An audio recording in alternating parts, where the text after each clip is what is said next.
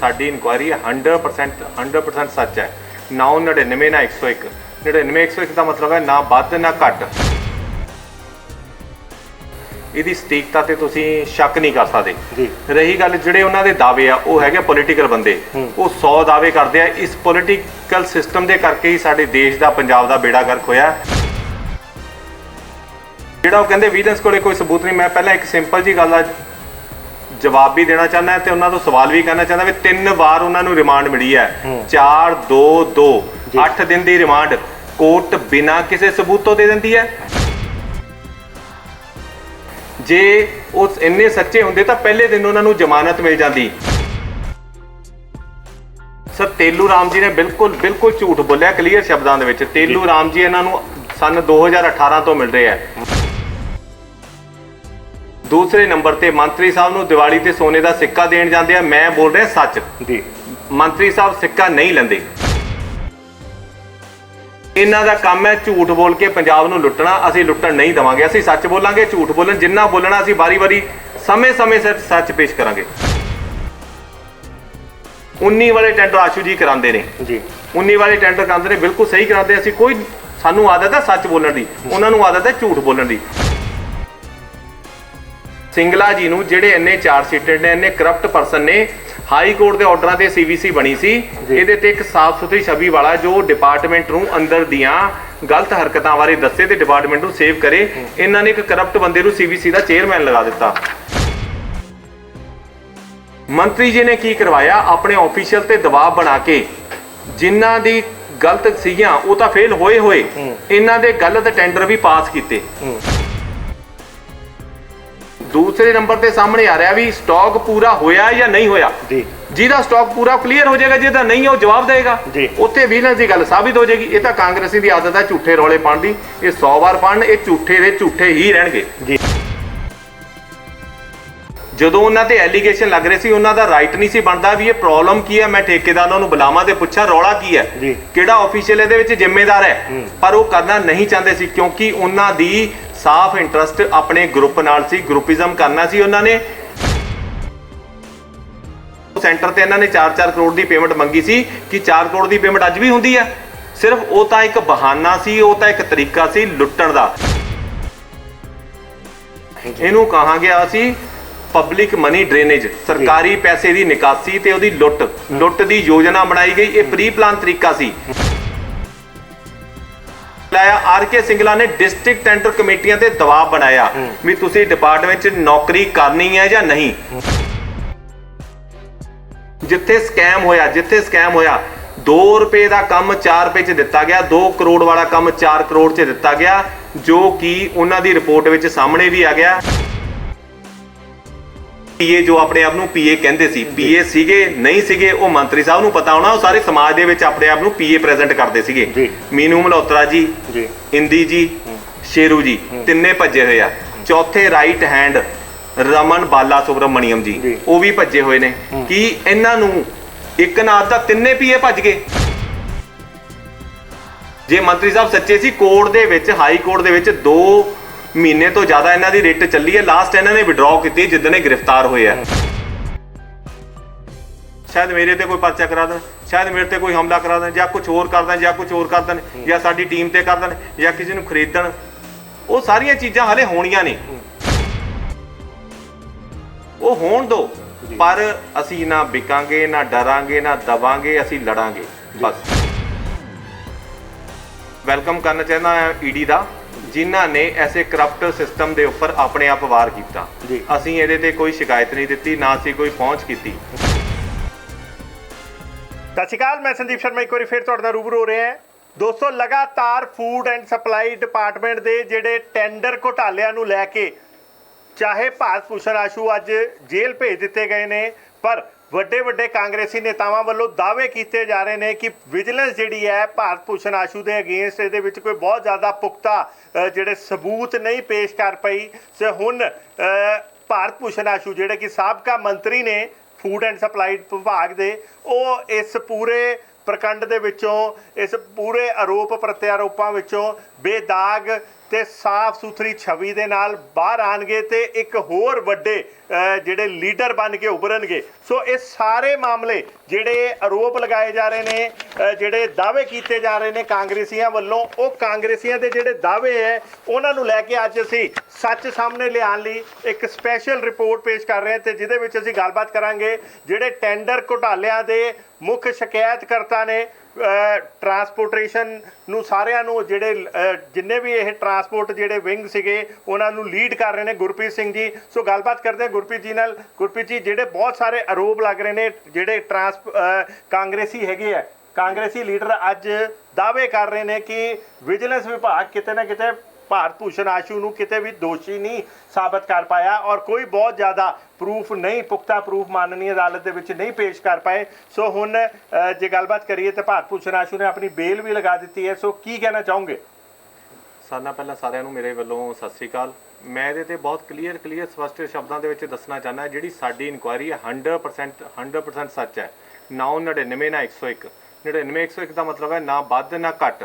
ਇਹਦੀ ਸਟੀਕਤਾ ਤੇ ਤੁਸੀਂ ਸ਼ੱਕ ਨਹੀਂ ਕਰ ਸਕਦੇ ਜੀ। ਰਹੀ ਗੱਲ ਜਿਹੜੇ ਉਹਨਾਂ ਦੇ ਦਾਅਵੇ ਆ, ਉਹ ਹੈਗੇ ਪੋਲੀਟੀਕਲ ਬੰਦੇ, ਉਹ 100 ਦਾਅਵੇ ਕਰਦੇ ਆ। ਇਸ ਪੋਲੀਟੀਕਲ ਸਿਸਟਮ ਦੇ ਕਰਕੇ ਹੀ ਸਾਡੇ ਦੇਸ਼ ਦਾ, ਪੰਜਾਬ ਦਾ ਬੇੜਾ ਗਰਕ ਹੋਇਆ ਔਰ ਇਹ ਹਮੇਸ਼ਾ ਹੀ ਕਰਦੇ ਰਹਿਣਗੇ। ਚਲੋ ਉਹਨਾਂ ਦਾ ਕੰਮ ਹੈ 100 ਵਾਰ ਬੋਲਣ, 10 ਵਾਰ ਬੋਲਣ, ਸਾਨੂੰ ਉੱਤੇ ਕੋਈ ਇਤਰਾਜ਼ ਨਹੀਂ। ਜਿਹੜਾ ਉਹ ਕਹਿੰਦੇ ਵਿਜੀਲੈਂਸ ਕੋਲੇ ਕੋਈ ਸਬੂਤ ਨਹੀਂ, ਮੈਂ ਪਹਿਲਾਂ ਇੱਕ ਸਿੰਪਲ ਜੀ ਗੱਲ ਦਾ ਜਵਾਬ ਵੀ ਦੇਣਾ ਚਾਹੁੰਦਾ ਤੇ ਉਹਨਾਂ ਤੋਂ ਸਵਾਲ ਵੀ ਕਰਨਾ ਚਾਹੁੰਦਾ ਵੀ 3 ਵਾਰ ਉਹਨਾਂ ਨੂੰ ਰਿਮਾਂਡ ਮਿਲੀ ਹੈ। 4 2 2 8 ਦਿਨ ਦੀ ਰਿਮਾਂਡ ਕੋਰਟ ਬਿਨਾਂ ਕਿਸੇ ਸਬੂਤ ਤੋਂ ਦੇ ਦਿੰਦੀ ਹੈ। ਜੇ ਉਹ ਇੰਨੇ ਸੱਚੇ ਹੁੰਦੇ ਤਾਂ ਪਹਿਲੇ ਦਿਨ ਉਹਨਾਂ ਨੂੰ ਜ਼ਮਾਨਤ ਮਿਲ ਜਾਂਦੀ, ਕੋਰਟ ਉਹਨਾਂ ਦੇ ਪਰਚੇ ਤੇ ਸਵਾਲ ਖੜਾ ਕਰਦੀ। ਜਦ ਕਿ ਐਸਾ ਨਹੀਂ ਹੋਇਆ। ਬਿਲਕੁਲ ਗੁੰਮਰਾਹ ਕਰਨ ਵਾਲੀਆਂ ਗੱਲਾਂ ਹੈ। ਗੁੰਮਰਾਹ ਕਰਨ ਦੇ ਨਤੀਜੇ ਨਾਲ ਹੀ ਤਾਂ ਇਹ ਸੋਚਦੇ ਰਹੇ ਵੀ ਸਾਡੀ ਸਰਕਾਰ ਰਿਪੀਟ ਹੋ ਜਾਣੀ ਹੈ। ਇੱਥੇ ਵੀ ਇਹ ਮੂੰਹ ਦੀ ਖਾਣਗੇ। ਸਰ, ਸਭ ਤੋਂ ਮੁੱਖ ਆਰੋਪੀ ਜਿਹੜਾ ਮੰਨਿਆ ਜਾਂਦਾ ਸੀ ਤੇਲੂ ਰਾਮ, ਅਦਾਲਤ ਦੇ ਵਿੱਚ ਜਿੱਦਾਂ ਹੀ ਉਹ ਪੇਸ਼ ਹੁੰਦਾ ਹੈ, ਕਾਂਗਰਸੀਆਂ ਦਾ ਦਾਅਵਾ ਹੈਗਾ ਕਿ ਪਹਿਲੇ ਦਿਨ ਹੀ ਤੇਲੂ ਰਾਮ ਅਦਾਲਤ 'ਚ ਪੇਸ਼ ਹੁੰਦੇ ਹੀ ਉਹਨਾਂ ਨੇ ਸਰੇਆਮ ਆਪਣੇ ਬਿਆਨਾਂ ਤੋਂ ਮੁੱਕਰ ਜਾਂਦਾ ਔਰ ਕਹਿੰਦਾ ਹੈ, ਆਰੋਪ ਲਗਾਉਂਦਾ ਕਿ ਮੈਂ ਤਾਂ ਭਾਰਤ ਭੂਸ਼ਣ ਆਸ਼ੂ ਨੂੰ ਜਾਣਦਾ ਹੀ ਨਹੀਂ, ਮੈਂ ਤਾਂ ਕਦੀ ਇਹਨਾਂ ਨੂੰ ਦੇਖਿਆ ਹੀ ਨਹੀਂ। ਸੋ ਇਸ ਬਾਰੇ ਕੀ ਕਹੋਗੇ? ਸਰ, ਤੇਲੂ ਰਾਮ ਜੀ ਨੇ ਬਿਲਕੁਲ ਝੂਠ ਬੋਲਿਆ ਕਲੀਅਰ ਸ਼ਬਦਾਂ ਦੇ ਵਿੱਚ। ਤੇਲੂ ਰਾਮ ਜੀ ਇਹਨਾਂ ਨੂੰ ਸਨ 2018 ਤੋਂ ਮਿਲ ਰਹੇ ਆ। ਤੇਲੂ ਰਾਮ ਜੀ ਸਨ 2018 ਵਿੱਚ ਮੀਲੂ ਮਲਹੋਤਰਾ ਨੂੰ ਦੀਵਾਲੀ ਤੇ 50,000 ਰੁਪਇਆ ਦਿੰਦੇ ਨੇ ਜੀ। ਦੂਸਰੇ ਨੰਬਰ ਤੇ ਮੰਤਰੀ ਸਾਹਿਬ ਨੂੰ ਦੀਵਾਲੀ ਤੇ ਸੋਨੇ ਦਾ ਸਿੱਕਾ ਦੇਣ ਜਾਂਦੇ ਆ। ਮੈਂ ਬੋਲ ਰਿਹਾ ਸੱਚ ਜੀ, ਮੰਤਰੀ ਸਾਹਿਬ ਸਿੱਕਾ ਨਹੀਂ ਲੈਂਦੇ। ਮੈਂ ਇੱਥੇ ਇਹ ਵੀ ਕਹਿ ਸਕਦਾ ਵੀ ਉਹ ਲੈ ਲੈਂਦੇ ਆ, ਪਰ ਐਸਾ ਨਹੀਂ ਹੋਇਆ ਸੀ। ਤੇਲੂ ਰਾਮ ਦਾ ਸ਼ੁਰੂ ਦਿਨ ਤੋਂ 2018 ਤੋਂ ਮੰਤਰੀ ਸਾਹਿਬ ਨਾਲ ਰਾਬਤਾ ਹੈਗਾ। ਇਸ ਤੋਂ ਇਲਾਵਾ ਮੈਂ ਕੋਰਟ ਵਿੱਚ ਪ੍ਰੂਫ ਪੇਸ਼ ਕੀਤਾ, ਤੇਲੂ ਰਾਮ ਦੀ ਗੱਡੀ ਦੇ ਵਿੱਚ GPS ਲੱਗਿਆ ਹੋਇਆ ਜੀ। ਇਹ 18 ਦਸੰਬਰ 2021 ਨੂੰ 11:05 ਤੇ MLA ਆਫਿਸ ਪਹੁੰਚ ਜਾਂਦੇ ਨੇ। MLA ਮਤਲਬ ਮੰਤਰੀ ਭਾਰਤ ਭੂਸ਼ਣ ਆਸ਼ੂ ਜੀ ਦੇ। ਤੇ 18 ਦਸੰਬਰ 2021 ਨੂੰ ਹੀ ਸਾਡੇ ਟੈਂਡਰ ਆ ਜਾਂਦੇ ਨੇ ਅਖਬਾਰ ਦੇ ਵਿੱਚ। ਇਹ ਡੀਲ ਕਰਨ ਤੁਰੰਤ ਪਹੁੰਚ ਜਾਂਦੇ ਨੇ। ਇਹ ਅਸੀਂ ਕੋਰਟ ਦੇ ਵਿੱਚ ਉਹਨਾਂ ਦੇ ਜਿਹੜਾ ਉਹਨਾਂ ਨੇ ਦਾਅਵਾ ਕੀਤਾ ਸੀ ਮੈਂ ਕਦੇ ਨਹੀਂ ਮਿਲਿਆ, ਬਿਲਕੁਲ ਨਿਰਾਧਾਰ ਝੂਠ ਸਾਬਿਤ ਹੋ ਗਿਆ। ਇਹਨਾਂ ਦਾ ਕੰਮ ਹੈ ਝੂਠ ਬੋਲ ਕੇ ਪੰਜਾਬ ਨੂੰ ਲੁੱਟਣਾ। ਅਸੀਂ ਲੁੱਟਣ ਨਹੀਂ ਦੇਵਾਂਗੇ। ਅਸੀਂ ਸੱਚ ਬੋਲਾਂਗੇ, ਝੂਠ ਬੋਲਣ ਜਿੰਨਾ ਬੋਲਣਾ ਅਸੀਂ ਵਾਰੀ-ਵਾਰੀ ਸਮੇਂ-ਸਮੇਂ ਸਿਰ ਸੱਚ ਪੇਸ਼ ਕਰਾਂਗੇ। ਵੱਡੇ ਲੀਡਰ ਇਹ ਦਾਅਵੇ ਕਰ ਰਹੇ ਨੇ ਕਿ ਜਿਹੜਾ ਇੱਕ ਮੰਤਰੀ ਹੈ, ਮੰਤਰੀ ਦਾ ਕੰਮ ਹੁੰਦਾ ਹੈ ਪਾਲਿਸੀ ਬਣਾਉਣਾ ਤੇ ਭਾਰਤ ਭੂਸ਼ਣ ਆਸ਼ੂ ਉਹਨਾਂ ਨੇ ਵਧੀਆ ਇੱਕ ਪਾਲਿਸੀ ਪੰਜਾਬ ਦੇ ਹਿੱਤਾਂ ਦੇ ਵਿੱਚ ਪਾਲਿਸੀ ਬਣਾਈ ਤੇ ਜੇ ਕੋਈ ਗੜਬੜ ਹੋਈ ਹੈ ਤਾਂ ਉਹਦੇ ਵਿੱਚ ਇੱਕ ਮੰਤਰੀ ਦਾ ਕੰਮ ਨਹੀਂ ਹੁੰਦਾ ਨੀਚੇ ਜਾ ਕੇ ਜੇ ਚੈੱਕ ਕਰਨਾ ਕਿ ਵਹੀਕਲ ਨੰਬਰ ਸਹੀ ਪਿਆ ਜਾਂ ਨਹੀਂ ਪਿਆ। ਕਿਹਾ ਜਾ ਰਿਹਾ, ਦਾਅਵੇ ਕੀਤੇ ਜਾ ਰਹੇ ਆ ਕਿ ਕਿਤੇ ਵੀ ਜੇ ਵਹੀਕਲ ਨੰਬਰ ਜਿਹੜੇ ਗਲਤ ਪਏ ਆ, 2 ਵੀਲਰਾਂ ਦੇ ਨੰਬਰ ਪੈ ਗਏ, ਅਸੀਂ ਇਸ ਤੋਂ ਮੁਕਰਦੇ ਨਹੀਂ, ਪਰ ਉਹ ਇੱਕ ਕਲੈਰੀਕਲ ਮਿਸਟੇਕ ਹੈਗੀ ਹੈ। ਗੱਲ ਦਾ ਬਤੰਗੜ ਬਣਾਇਆ ਜਾ ਰਿਹਾ ਹੈ ਜਦ ਕਿ ਸੱਚਾਈ ਕੋਈ ਨਹੀਂ ਹੈ, ਕਿਉਂਕਿ ਜਿੰਨਾ ਅਨਾਜ ਇੱਕ ਜਗ੍ਹਾ ਤੋਂ ਚੱਕਿਆ ਉਨਾ ਹੀ ਅਨਾਜ ਦੂਜੀ ਜਗ੍ਹਾ ਪਹੁੰਚ ਗਿਆ। ਫਿਰ ਉਹ ਚਾਹੇ ਜੇ ਸਕੂਟਰ ਦੇ ਨੰਬਰ ਗਲਤੀ ਨਾਲ ਪੈ ਗਏ, ਅਗਲੇ ਨੇ ਜੇ 6 ਦਿਨਾਂ 'ਚ ਨਹੀਂ 7 ਦਿਨਾਂ 'ਚ ਕੰਮ ਪੂਰਾ ਕਰਤਾ, ਵਿਭਾਗ ਨੂੰ ਇਹਦਾ ਕੋਈ ਨੁਕਸਾਨ ਨਹੀਂ ਹੋਇਆ। ਟਰਾਂਸਪੋਰਟਰਾਂ ਕੋਲ ਕੋਈ ਲੌਜਿਕ ਨਹੀਂ ਹੈਗਾ, ਇਸ ਲਈ ਇਹਨੂੰ ਗੱਲ ਦਾ ਪਤੰਗੜ ਬਣਾ ਰਹੇ ਨੇ। ਇਹ ਬਿਲਕੁਲ ਉਹਨਾਂ ਦੀ ਸਰਾਸਰ ਝੂਠ ਗੱਲ ਹੈ। ਮੈਂ ਤੁਹਾਨੂੰ ਦੱਸਣਾ ਚਾਹੁੰਦਾ ਜੀ, RK ਸਿੰਗਲਾ ਜੀ VRS ਲਈ ਅਪਲਾਈ ਕਰਦੇ ਨੇ 2017 ਵਿੱਚ ਜੀ, ਜਿੱਥੇ ਡਿਪਾਰਟਮੈਂਟ ਆਪਣੇ ਆਰਡਰ ਵਿੱਚ ਉਹਨਾਂ ਤੇ 5 ਚਾਰ ਸੀਟਾਂ ਦੱਸਦਾ 85 ਕਰੋੜ ਤੋਂ ਪਲੱਸ ਦੀਆਂ ਜੀ। 6ਵੀਂ 4 ਸੀਟਾਂ ਉਹਨਾਂ ਤੇ ਬਿਨਾਂ ਦੱਸੇ ਕੈਨੇਡਾ ਵਿੱਚ PR ਹੋਣ ਜਿਹਦੇ 2017 ਦੀ ਜਿਹਦੇ ਵਿੱਚ ਉਹਨਾਂ ਨੂੰ ਇਸ ਟਾਈਮ ਡਿਪਾਰਟਮੈਂਟ ਨੇ ਡਿਸਮਿਸ ਵੀ ਕਰ ਦਿੱਤਾ ਤੇ ਉਹਨਾਂ ਤੇ ਡਿਪਾਰਟਮੈਂਟ ਕਹਿੰਦਾ ਤੁਸੀਂ ਇਲੀਗਲੀ ਮਨੀ ਲੈ ਕੇ ਇੱਥੋਂ ਕੈਨੇਡਾ ਭੱਜ ਜਾਓਗੇ, ਤੁਹਾਡੇ ਅਲੱਗ-ਅਲੱਗ ਸ਼ਹਿਰਾਂ 'ਚ ਘਰ, ਸਾਨੂੰ ਤੁਹਾਡੇ ਤੱਕ ਪਹੁੰਚਣਾ ਹੀ ਔਖਾ ਹੋਇਆ। ਇਹ ਕਹਿੰਦਾ ਐਸਾ ਅਫੀਸ਼ੀਅਲ ਹੈ ਜਿਹਦੇ ਤੱਕ ਡਿਪਾਰਟਮੈਂਟ ਹੀ ਪਹੁੰਚਣਾ ਔਖਾ ਹੋ ਰਿਹਾ ਤੇ ਉਹਨਾਂ ਦੇ ਪ੍ਰਪੋਜ਼ਲ ਨੂੰ ਡਿਪਾਰਟਮੈਂਟ ਰਿਫਿਊਜ਼ਲ ਕਰ ਦਿੰਦਾ ਹੈ। ਕਾਂਗਰਸ ਸਰਕਾਰ 2017 ਵਿੱਚ ਬਣਦੀ ਹੈ। ਮੇਰੀ ਨੌਲੇਜ ਦੇ ਮੁਤਾਬਕ ਸ਼ਾਇਦ ਪਹਿਲਾਂ ਇਹ ਸਾਡਾ ਡਿਪਾਰਟਮੈਂਟ 2017 ਅਤੇ 18 ਦੇ ਵਿੱਚ ਕੈਪਟਨ ਸਾਹਿਬ ਕੋਲੇ ਸੀਗਾ, ਹੋ ਸਕਦਾ ਕਿਸੇ ਹੋਰ ਕੋਲੇ ਹੋਵੇ, ਮੇਰੀ ਨੌਲੇਜ ਇਹੀ ਹੈ। 17 ਔਰ 18 ਦੇ ਟੈਂਡਰ ਸਾਡੇ ਬਹੁਤ ਅੱਛੇ ਹੋਏ, ਅਸੀਂ ਕੋਈ ਕਿਸੇ ਤੇ ਆਰੋਪ ਨਹੀਂ ਲਗਾ ਰਹੇ। ਆਸ਼ੂ ਜੀ ਮੰਤਰੀ ਬਣਦੇ ਨੇ ਅਪ੍ਰੈਲ 18 ਚ, ਜਦੋਂ ਸਾਡੇ ਟੈਂਡਰ 18 ਦੇ ਫਾਈਨਲ ਹੋ ਚੁੱਕੇ ਨੇ। 19 ਵਾਲੇ ਟੈਂਡਰ ਆਸ਼ੂ ਜੀ ਕਰਾਉਂਦੇ ਨੇ। 19 ਵਾਲੇ ਟੈਂਡਰ ਕਰਾਉਂਦੇ ਨੇ, ਬਿਲਕੁਲ ਸਹੀ ਕਰਾਉਂਦੇ। ਅਸੀਂ ਕੋਈ, ਸਾਨੂੰ ਆਦਤ ਹੈ ਸੱਚ ਬੋਲਣ ਦੀ, ਉਹਨਾਂ ਨੂੰ ਆਦਤ ਹੈ ਝੂਠ ਬੋਲਣ ਦੀ। ਉਹ 100 ਵਾਰ ਬੋਲਣ, ਅਸੀਂ ਉਹਨਾਂ ਨੂੰ ਗਲਤ ਨਹੀਂ ਕਿਹਾ। ਜਿੱਥੇ ਉਹਨਾਂ ਨੇ ਗਲਤ ਕੀਤਾ 2020 ਦੇ ਵਿੱਚ, ਉਸ ਤੋਂ ਬਾਅਦ 18 ਅਪ੍ਰੈਲ ਦੇ ਵਿੱਚ ਮੰਤਰੀ ਜੀ ਬਣਦੇ ਨੇ। ਜੂਨ ਦੇ ਵਿੱਚ ਆਂਦੇ ਹੀ ਸਿੰਗਲਾ ਜੀ ਨੂੰ, ਜਿਹੜੇ ਇੰਨੇ ਚਾਰਜ ਸ਼ੀਟਡ ਨੇ, ਇੰਨੇ ਕਰਪਟ ਪਰਸਨ ਨੇ, ਹਾਈ ਕੋਰਟ ਦੇ ਆਰਡਰਾਂ ਤੇ ਸੀਵੀਸੀ ਬਣੀ ਸੀ। ਇਹਦੇ ਤੇ ਇੱਕ ਸਾਫ਼ ਸੁਥਰੀ ਛਵੀ ਵਾਲਾ ਜੋ ਡਿਪਾਰਟਮੈਂਟ ਨੂੰ ਅੰਦਰ ਦੀਆਂ ਗਲਤ ਹਰਕਤਾਂ ਬਾਰੇ ਦੱਸੇ ਤੇ ਡਿਪਾਰਟਮੈਂਟ ਨੂੰ ਸੇਵ ਕਰੇ, ਇਹਨਾਂ ਨੇ ਇੱਕ ਕਰਪਟ ਬੰਦੇ ਨੂੰ ਸੀਵੀਸੀ ਦਾ ਚੇਅਰਮੈਨ ਲਗਾ ਦਿੱਤਾ। ਜਿਹੜੀ ਅੱਗੇ ਪਾਲਿਸੀ ਸਾਡੀ ਬਣਨੀ ਸੀ, ਉਹ ਪਾਲਿਸੀ ਦੇਖੋ ਰਿਟਨ ਆਰਡਰ ਹੈ। ਇਹਦੇ ਵਿੱਚ ਆਰ.ਕੇ. ਸਿੰਗਲਾ ਜੀ ਨੂੰ, ਰਕੇਸ਼ ਕੁਮਾਰ ਸਿੰਗਲਾ ਜੀ ਨੂੰ ਡਿਪਾਰਟਮੈਂਟ ਦੇ ਕੰਮ ਦੇ ਨਾਲ ਨਾਲ ਵਿਭਾਗ ਦੀ ਲੇਬਰ ਅਤੇ ਟਰਾਂਸਪੋਰਟ ਪਾਲਿਸੀ ਦਾ ਕੰਮ ਵੀ ਅਲਾਟ ਕਰ ਦਿੱਤਾ ਗਿਆ। ਇਹ ਮੈਂ ਨਹੀਂ ਕਹਿ ਰਿਹਾ, ਡਿਪਾਰਟਮੈਂਟ ਦੇ ਡਾਕੂਮੈਂਟ ਕਹਿ ਰਹੇ ਆ। ਇਸ ਤੋਂ ਇਲਾਵਾ ਉਹਨਾਂ ਨੂੰ ਵੁਡਨ ਕ੍ਰੇਟ ਜਿਹੜੇ ਕੰਮ ਹੁੰਦੇ ਨੇ, ਜੋ ਕਿ ਸਟਾਕ ਲੱਗਦਾ ਹੈ ਕਣਕ ਦਾ, ਉਹਦੇ ਥੱਲੇ ਜੋ ਕ੍ਰੇਟ ਵੇਚਦੇ ਹਨ, ਉਹ ਕ੍ਰੇਟਾਂ ਦਾ ਕੰਮ ਵੀ ਦੇ ਦਿੱਤਾ ਗਿਆ। ਸਾਰੇ ਕਮਾਈ ਵਾਲੇ ਕੰਮ ਉਹਨਾਂ ਨੂੰ ਹੀ ਦੇ ਦਿੱਤੇ ਗਏ। ਇੱਥੋਂ ਤਾਂ ਇਹ ਸਾਬਤ ਹੁੰਦਾ ਕਿ ਪਾਲਿਸੀ ਇਹਨਾਂ ਨੇ ਟੇਲਰ ਮੇਡ ਬਣਾਈ। ਟੇਲਰ ਕਿਹੜੇ? ਇਹਨਾਂ ਦਾ ਸਪੈਸ਼ਲ ਗਰੁੱਪ, ਉਹਨਾਂ ਦਾ ਨਾਪ ਲੈ ਕੇ ਤੁਹਾਡੀ ਚੈਸਟ ਇੰਨੀ ਹੈ, ਵੈਥ ਇੰਨੀ ਹੈ, ਹਾਈਟ ਇੰਨੀ ਹੈ, ਉਹ ਸਾਰਾ ਕੁਝ ਟੇਲਰ ਮੇਡ ਕੀਤਾ ਇਹਨਾਂ ਨੇ। ਜਿਹੜਾ ਤੁਸੀਂ ਸਵਾਲ ਕੀਤਾ ਕਿ ਗੱਡੀਆਂ ਦਾ ਸਵਾਲ, ਦੇਖੋ ਸਰ, ਟੈਂਡਰ ਪਾਉਣ ਲਈ ਡਿਪਾਰਟਮੈਂਟ ਨੇ ਪਾਲਿਸੀ ਜਾਰੀ ਕੀਤੀ। ਉਹਦੇ ਵਿੱਚ ਲਿਖਿਆ ਹੁੰਦਾ ਕਿ ਤੁਸੀਂ ਟਰੱਕ ਲਿਸਟ ਲਾਣੀ ਹੈ। ਟਰੱਕ ਲਿਸਟ ਜੇ ਇੱਕ ਠੇਕੇਦਾਰ ਗਲਤ ਲਾਂਦਾ, ਉਹਦਾ ਜ਼ਿੰਮੇਦਾਰ ਉਹ ਹੈ। ਮੰਤਰੀ ਜੀ ਨੇ ਕੀ ਕਰਵਾਇਆ? ਆਪਣੇ ਆਫੀਸ਼ੀਅਲ ਤੇ ਦਬਾਅ ਬਣਾ ਕੇ, ਜਿਨ੍ਹਾਂ ਦੀ ਗਲਤ ਸੀਗੀਆਂ ਉਹ ਤਾਂ ਫੇਲ ਹੋਏ, ਇਹਨਾਂ ਦੇ ਗਲਤ ਟੈਂਡਰ ਵੀ ਪਾਸ ਕੀਤੇ। ਪਹਿਲੀ ਗਲਤੀ ਤਾਂ ਇਹ ਹੋਈ। ਦੂਸਰੀ ਗਲਤ ਟਰੱਕਾਂ ਦੇ ਵਿੱਚ ਮਾਲ ਢੋਇਆ ਗਿਆ। ਹੁਣ ਉਹ ਮਾਲ ਢੋਇਆ ਗਿਆ ਜਾਂ ਨਹੀਂ ਢੋਇਆ ਗਿਆ, ਇਨਵੈਸਟੀਗੇਸ਼ਨ ਦਾ ਪਾਰਟ ਹੈ। ਉਹਦਾ ਮੈਂ ਤੁਹਾਨੂੰ ਇੱਕ ਕਾਰਨ ਦੱਸਦਾ। ਪਿਛਲੇ 2 ਮਹੀਨਿਆਂ 'ਚ ਤੁਸੀਂ ਦੇਖਿਆ ਹੋਣਾ, 3 ਵੱਡੀਆਂ ਖਬਰਾਂ ਪੰਜਾਬ ਦੇ ਵਿੱਚ, ਪੂਰੇ ਪੰਜਾਬ ਦੇ ਸਾਹਮਣੇ ਆਈਆਂ, ਜਿਨ੍ਹਾਂ ਵਿੱਚੋਂ ਅੰਮ੍ਰਿਤਸਰ ਸਾਈਡ ਸ਼ਾਇਦ ਜੰਡਿਆਲਾ ਗੁਰੂ ਹੈ, ਜਿੱਥੇ ਲਗਭਗ ਪੌਣੇ 2 ਲੱਖ ਬੋਰੀ 50 ਕਿਲੋ ਕਣਕ ਦੀ ਗਾਇਬ ਹੈ। ਜਿਹਦੇ ਵਿੱਚ ਜੰਡਿਆਲਾ ਗੁਰੂ ਚ ਜੀ ਇੱਕ ਸੈਂਟਰ ਤੇ ਪੌਣੇ 2 ਲੱਖ ਬੋਰੀ। ਤੁਸੀਂ ਉਸ ਬੋਰੀ ਨੂੰ ਕੀ ਕਹੋਗੇ? ਉਹ ਚੋਰੀ ਹੋ ਗਈ ਗਡਾਊਨ ਚੋਂ? ਕਦੇ ਵੀ ਨਹੀਂ। ਉਹ ਭਾਈ ਸਾਹਿਬ ਆ ਕੇ ਮੰਡੀ ਤੋਂ ਲੱਗੀ ਨਹੀਂ। ਉਹਨਾਂ ਨੂੰ ਬਚਾਉਣ ਲਈ ਹੀ ਟਰੈਕਟਰ, ਸਕੂਟਰਾਂ ਦੇ, ਮੋਟਰਸਾਈਕਲਾਂ ਨੰਬਰਾਂ ਵਾਲੇ ਗੇਟ ਪਾਸ ਕੱਟੇ ਜਾਂਦੇ ਨੇ ਤੇ ਸ਼ੋਅ ਕੀਤਾ ਜਾਂਦਾ ਟਰਾਂਸਪੋਰਟ ਹੋ ਗਿਆ, ਜਦਕਿ ਉਹ ਹੁੰਦਾ ਨਹੀਂ। ਦੂਸਰੇ ਨੰਬਰ ਤੇ ਆ ਜਾਓ ਪਾਤੜਾਂ, ਲਗਭਗ 30 ਤੋਂ 35,000 ਬੋਰੀ ਇੱਥੇ ਸ਼ਾਰਟ ਹੋਈ ਹੈ।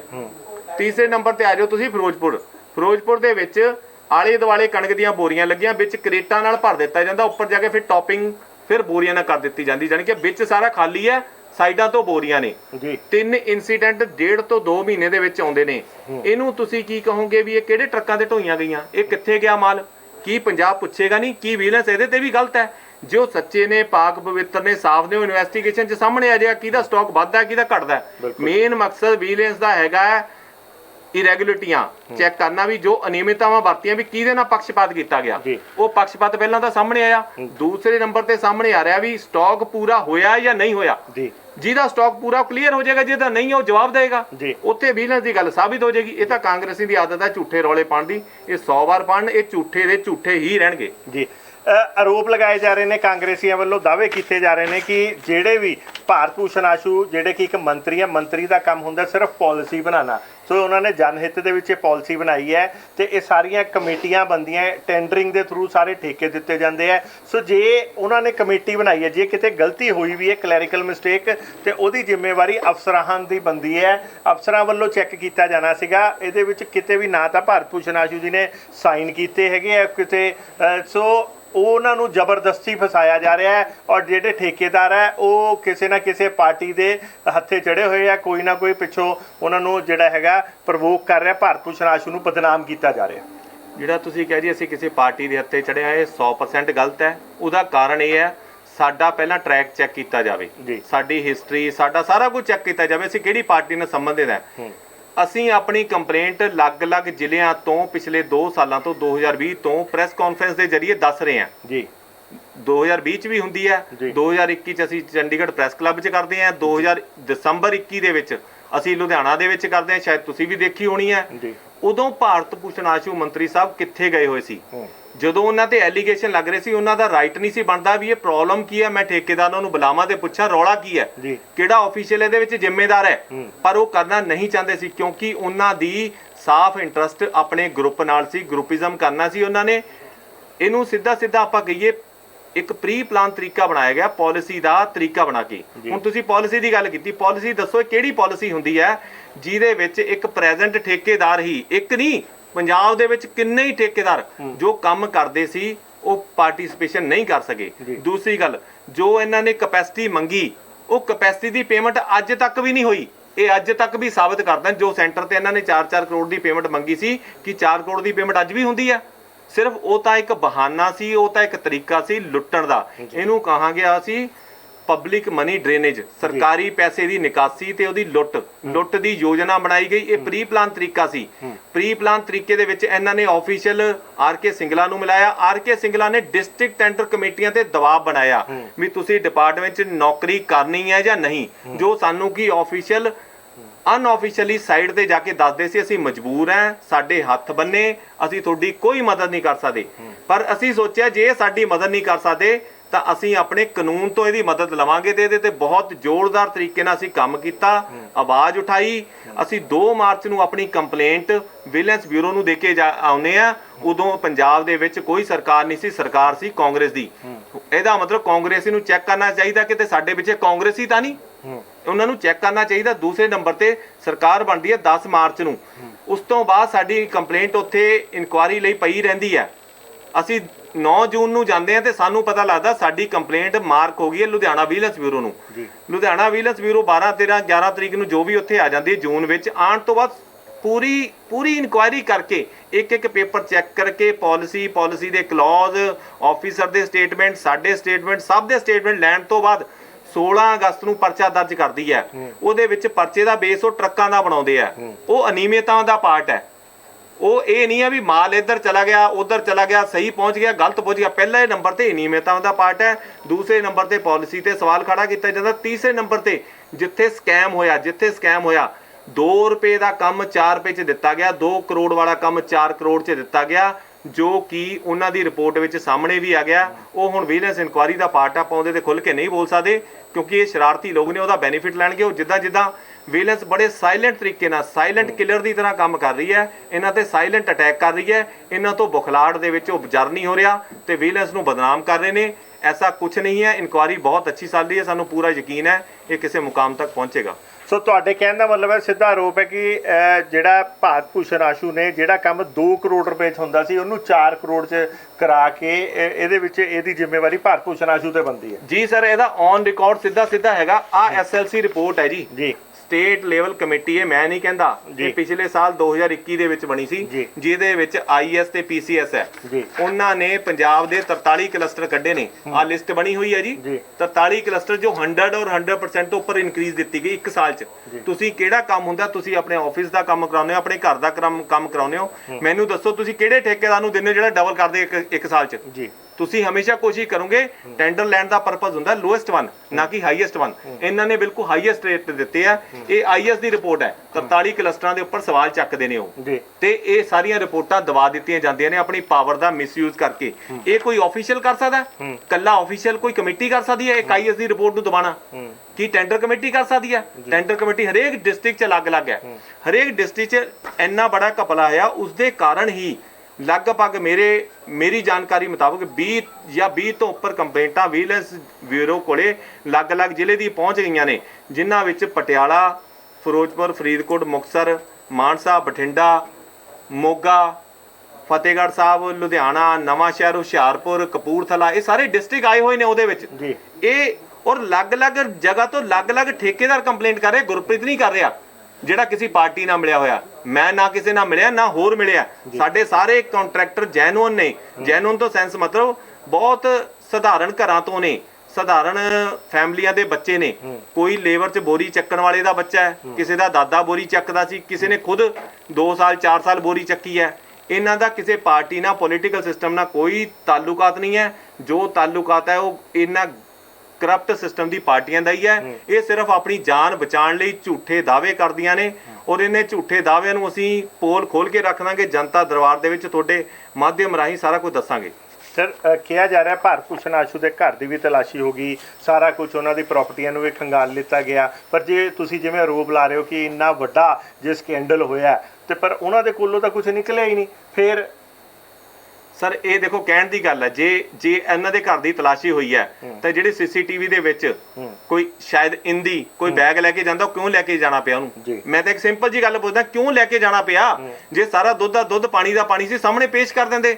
ਸੈਕਿੰਡ ਨੰਬਰ ਤੇ ਇੱਕ ਨਹੀਂ ਤਿੰਨ ਪੀਏ ਜੋ ਆਪਣੇ ਆਪ ਨੂੰ ਪੀਏ ਕਹਿੰਦੇ ਸੀ, ਪੀਏ ਸੀਗੇ ਨਹੀਂ ਸੀਗੇ, ਉਹ ਮੰਤਰੀ ਸਾਹਿਬ ਨੂੰ ਪਤਾ ਹੋਣਾ, ਉਹ ਸਾਰੇ ਸਮਾਜ ਦੇ ਵਿੱਚ ਆਪਣੇ ਆਪ ਨੂੰ ਪੀਏ ਪ੍ਰੈਜ਼ੈਂਟ ਕਰਦੇ ਸੀਗੇ। ਮੀਨੂ ਮਲਹੋਤਰਾ ਜੀ, ਇੰਦੀ ਜੀ, ਸ਼ੇਰੂ ਜੀ, ਤਿੰਨੇ ਭੱਜੇ ਹੋਏ ਆ।